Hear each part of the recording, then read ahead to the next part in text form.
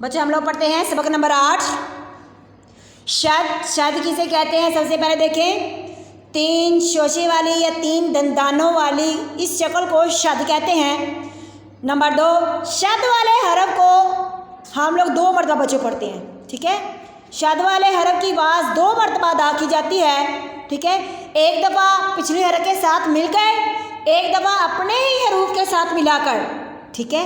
देखें, शद का मतलब पहले क्या होता है? पिछले हरफ से मिलाकर पढ़ना, 2 हरफों की देर लगाकर पढ़ना, ठीक है। और उसके बाद क्या है?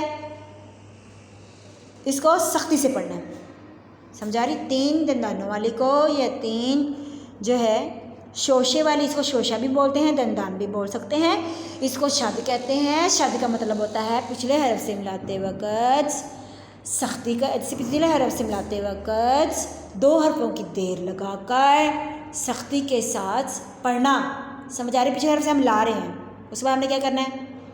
हम सब तो पे पढ़ रहे हैं हमज़ा ज़बर बा, हम पिछले हरफ से मिला रहे हैं ना, मिला लिया, अब 2 हरफों की देर लगानी है।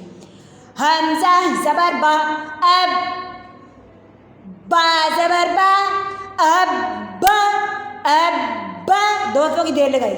ऐसे ही हमने यहाँ पर पढ़ना है बच्चों, ठीक है।